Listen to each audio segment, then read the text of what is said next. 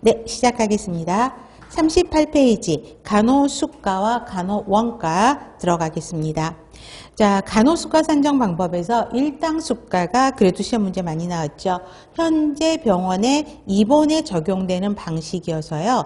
1일당 수가를 책정하는 거죠. 그런데 1일당 수가를 책정하다 보니까 환자별의 투입자원, 질병에 따른 투입자원, 서비스 강도의 차이를 두지 않죠. 하루당 얼마 이렇게 되니까 그 차이를 두지 않는다는 것을 기억해 주시면 되겠고요. 환자 입원 1일 또는 외래 방문 1일당 정해진 일정액의 수가를 산정하는 방법입니다. 그래서 두 번째 줄 환자 간호에 들어간 총 비용을 총 재원 일수로 나눠서 1인당 1일 평균 비용이 일당 수가라는 정의는 기억해 주시면 좋겠고요.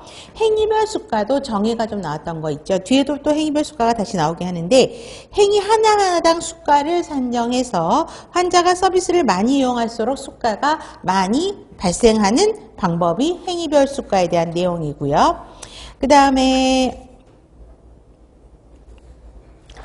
방문당 수가를 보면 노인 장기 요양보험 가정간호에서 하고 있죠. 그래서 방문간호에서 1회 방문당 얼마 이렇게 정해놓은 게 방문당 수가입니다.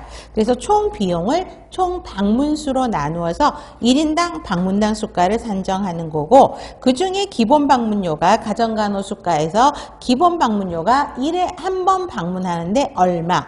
그런데 노인 장기요양보험 방문간호 수가는 노인이다 보니까 방문하는데 시간이 좀 많이 걸리잖아요. 그래서 1회 방문당 정액 수가가 아닌 방문 시간당 정액제로 보시면 되겠습니다. 환자 분류금별 수가는 말 그대로 환자를 분류하는 거죠. 중증도에 따라서 환자를 몇 개의 그룹으로 따놔서 그렇죠? 거기에 각각 자원 소모량, 그러니까 경증이냐 위독하냐에 따라서 그죠?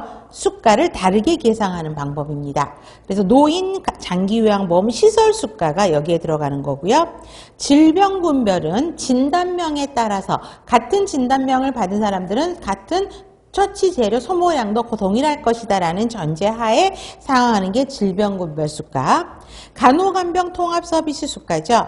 자, 가족이나 유료 간병인 대신인 입원 환자에 대한 간병 서비스를 직접 간호 인력이 제공하는 수가를 이야기합니다.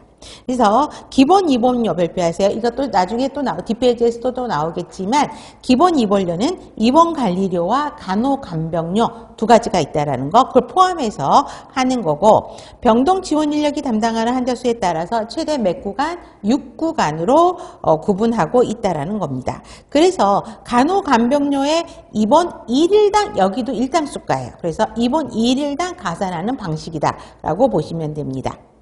자, 간호원가 산정 방법에는 자, 세 가지로 정리를 합니다. 환자 분류 체계에 의한 원가 산정, 포괄수가제에 의한 원가 산정, 상대가치 체계에 의한 원가 산정 세 가지 방법이 있습니다. 그래서 정의와 장단점들을 좀 구별하시면 되겠습니다. 자, 분류 체계가 아까 다시 나오죠. 위급 상태에 따라서 경, 중등, 중, 위독 이렇게 4개 군으로 나눠서 근데 이 4개 군을 굳이 외울 필요는 없어요. 그러니까 중증도에 따라서 그룹을 나눠서 그룹의 차등화를 둬서 수가를 발생시키는 거죠. 자, 장점은 어때요? 과잉 간호 서비스 가능성이 배제가 되죠. 경환자는 경환자에 맞게 처치 재료가 있고 위독 환자는 위독 환자에 맞게 서비스가 이루어지기 때문에 경환자 때 굳이 위독 환자 서비스를 할 필요가 없잖아요. 그래서 과잉 간호 서비스의 가능성을 배제하고 차등화된 간호를 제공한다. 4개 그룹으로 나눠져 있기 때문에 가능하고요. 간호기술이나 전문 수준의 폭을 올리는 거죠. 중환자, 위독 환자라고 하면 훨씬 고급 전문 기술이 필요한 거죠. 간호료 지불에 대한 투명성